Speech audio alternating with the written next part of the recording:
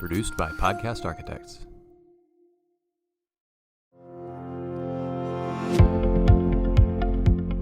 Welcome back to another episode of The Path Forward, TASA Midwinter Special Edition here in Austin, Texas. I'm your host, Dr. Rick Fernandez. I have a very special guest with us today, Dr. Brandon Hubbard, Superintendent of Chilton ISD. Welcome to the show. Thank you for having me. All right, for the viewers, the listeners, give us a little bit about Chilton ISD.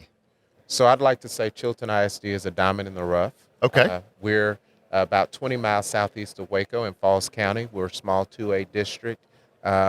We are growing.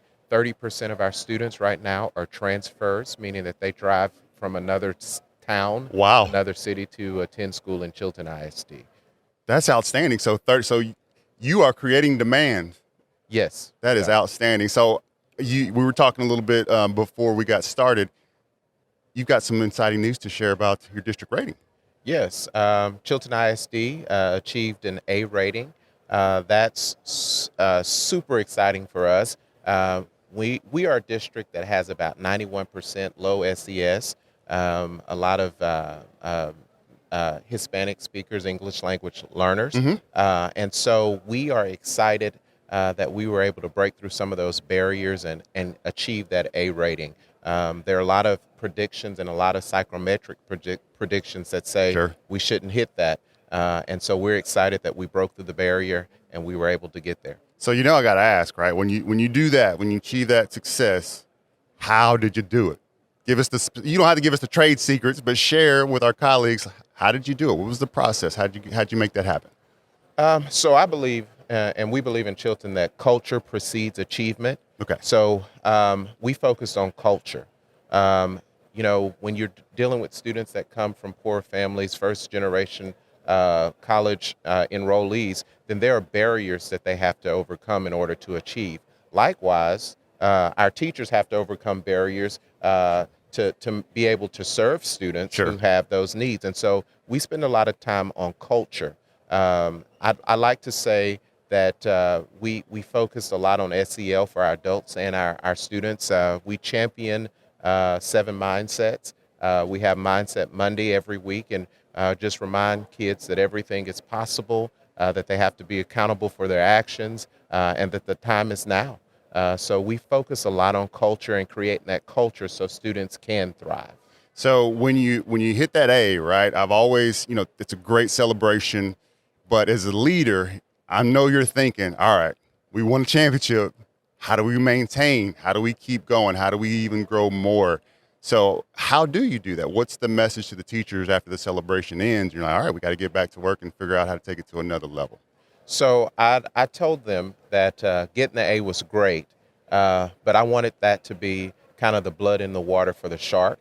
So we wanted that A to make them hungry, to keep going. I like that. To keep pushing so that we can make sure that we can maintain the A. We don't want to be a one and done. We want to make sure that we maintain and keep doing the things that we know work to get our students to outperform what statistics say. That's outstanding. I like the analogy, by the way. So how would you characterize your leadership? Obviously, you're leading with culture and making sure that your staff and your students are well cared for so they can learn.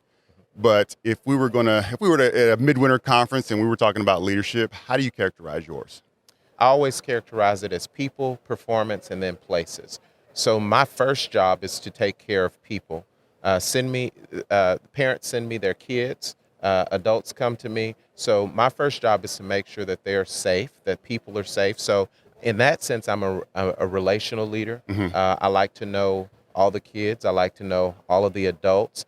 From the bus driver to the boardroom. I like to know everybody personally. I believe that people work harder when they feel like you care. And so there are teachers, there are students that I, believe would run through a brick wall for me just because they know that I care about them as a person. Well, that's outstanding. And I think that, oftentimes we get caught up in the data and, if TEA has a restructuring of the STAR test, we react to that. And sometimes the social emotional learning component, both for kids and staff, goes by the wayside because we're so focused and we know our community is focused and our accountability is driven on what those tests say at the end of the year.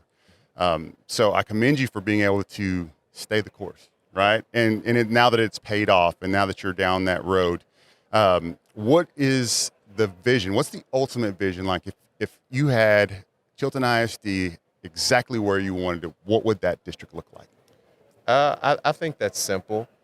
We be a district that prepares academically, prepares our students academically, but we also prepare them for post-secondary life.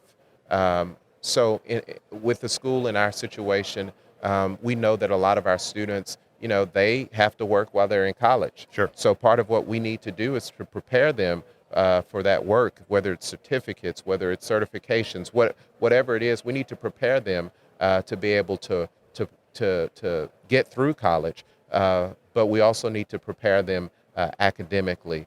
So we kind of have a twofold purpose. And if Chilton ISD was the district that I envision, every kid would leave with some sort of post-secondary certification or skill that would allow them the opportunity to provide for themselves and work through college, because that's what most of our kids do. So we have to prepare them academically, but also we have to give them the resources to survive and be breadwinners outside of school. Absolutely. And I find now that I'm in the private sector, and I'm always asking the people that either I do business with or that we're having conversations with, it's like, what skills are you looking for? Like I've always wanted to dive more into that when I was in the education world. And now that I'm getting to hear it, it is the same thing that everybody's been saying for 10, 20 years. Can they show up? Can they work on a team? Can they communicate? Do they want to be a part of something that's bigger than themselves? And not once has some very specialized skill come up, said they've got to have this, or the degree from Harvard or what. No, they just want good people that are going to come and contribute to the team. So I think you're doing a great thing by making sure they have both of that, right? The ability to do both. Not just, there's nothing worse when someone is very, very well educated but can't function within the team or within the community or even within their family. Teaching them those components will make them very successful, particularly in the business world, because that's what the owners and the CEOs are looking for, is just high functioning adults. That's it.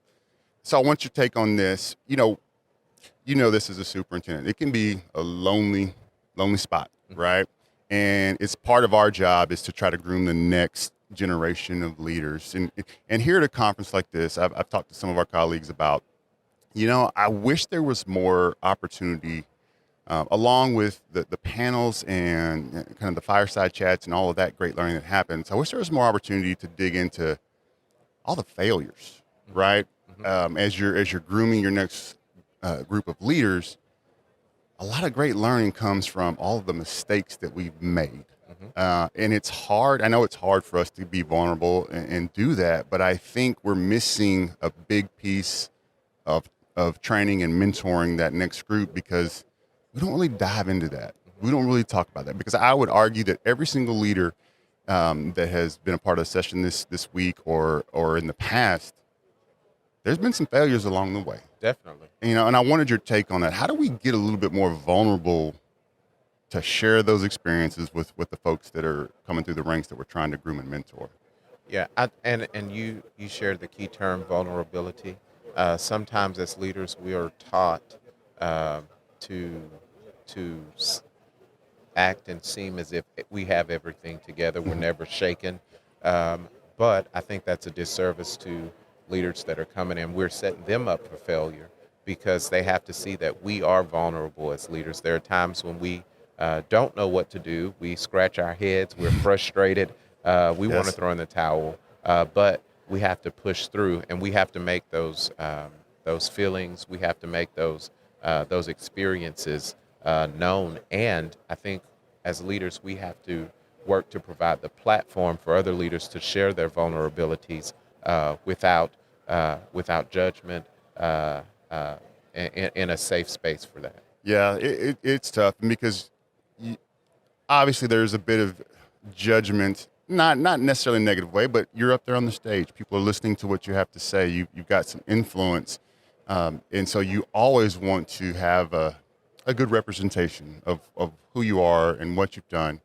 But at the same time, I would just like to hear more sharing in terms of that, because again, the overcoming of those obstacles or the bad decisions or the mistakes along the way, because we've all made them. That's where people can dig into, okay, why, and would we learn from it? How would you do it differently? I think those are the critical components that we've got to help. We've got to do a better job of giving that to the next generation. I absolutely agree. So I got to ask you now, you said 91% of your students are speak Spanish. How's your Spanish? Well, 91% are low SES. Oh, that's right. About That's right. 34% speak Spanish. So I will be honest, my Spanish is a little rusty. I took 4 years in high school and 4 semesters in college, and I actually understand a lot better than I can respond. So we're getting better. I understand. No, yeah, me as well. So I feel like you had Spanish in high school, but that's such a need for teachers and administrators, particularly in Texas. And Definitely. you know how hard it is, finding great multilingual educators across the state. So what do you do when you're not working for the district or thinking about education? I know that doesn't really happen, but what do you do for fun? For fun, I love to travel. Love spending time with my family, love to travel. Where's your spots? Where do you like to go? I'm on any cruise ship that's open. That's my place to unplug and unwind. I don't buy the Wi-Fi when I go, so it's really hard for me to get in touch or for me to stay connected because you're in the middle of the ocean and nothing works. So that's my unwinding place. Is there one place that you love to go, but the family rolls their eyes when Of course. I love the Grand Canyon, and I love to drive to the Grand Canyon. And so the family, they get a little irritated when I tell them that I want to drive to the Grand Canyon. So y'all road trip it? Yes. How many times have y'all been? I've been at least 3 times. And when did it lose its luster for the family? After the first time. That's outstanding. After the first time. Well, it's one of those things, and you know this, like we spend so much time with other people's kids and supporting our teachers. It's good to have that time for your family. Yes. If there's one school event that you could attend, and I know you don't have a favorite, but something that you look forward to every year that the kids, whether it's a sports or whether it's a celebration, or what would that be? I look forward every year to our Pirate Wonderland. So we transform our parking lot into just a winter wonderland. We've had ice skating rinks, we have bounce houses, we have vendors and food trucks, but it's just a community event for everyone to come together as a community. We practice what we call our live to give mindset. So we do deliveries to families, just a great time of year and a great atmosphere where the entire community comes together to demonstrate the live to give mindset. That sounds like a great time. I'm sure the community loves that as well. Yeah. Speaking of your community, so I mean, it's not a secret. Districts are struggling finding great teachers, right? And you've talked a lot about the culture that you've built there. Why would a teacher come? Why make the case? Why come to Chilton ISD and be a part of your family there? Because it's an environment where we do operate like a family. Now, I will be honest, like most families, we have disagreements. You don't take them to the Grand Canyon, do you? No. Okay. But we still operate as a family. So when there's a need, we go above and beyond to meet that need. We support you hands-on. I like to brag that about 20% of our staff are Chilton ISD graduates that have gone to college and come back to Chilton ISD because there's that family feel and they want to give back the way they love the someone community poured into them. Yeah, absolutely. You built the culture. So if you're having that many students come back, there's clearly a great culture, great environment, and there's a tug on the heartstrings to come back and serve. So I commend you for that. Well, I appreciate you joining. It was great to meet you, by the way. And I've heard of Chilton ISD. I didn't know where exactly it was, but I I know a little bit more now, and you're doing great work. They're fabulous work. Yes, sir. So what's Shoutouts? Do you have any Shoutouts? Is there any calls to action? Do you want to share anything from the district? Any social media stuff that you want people to take a look at? Is there anything that you can share? You can always find us on social media. We have Twitter, Facebook, Instagram, and so we like to shout out all the great things that are happening in Chilton ISD. We are heading toward a bond 2023 All right. election, so we want to encourage and motivate our community to support our students and give our students what they need in order to be successful. It's amazing how our teachers are able to thrive and our students are able to thrive given the resources that we have. So we're just looking for an even greater level of achievement when we give them all the resources that they need to thrive. So we're excited about it and looking forward to it. Well, that's outstanding. And to all our listeners and our viewers, if you'll do the deal, right, hit the like, the subscribe, please comment, and check out Chilton ISD, Dr. Hubbard, and the great things that are happening there. And thank you for joining the show. Thank you for having us. It was a pleasure meeting you. You as well. Thank you very much.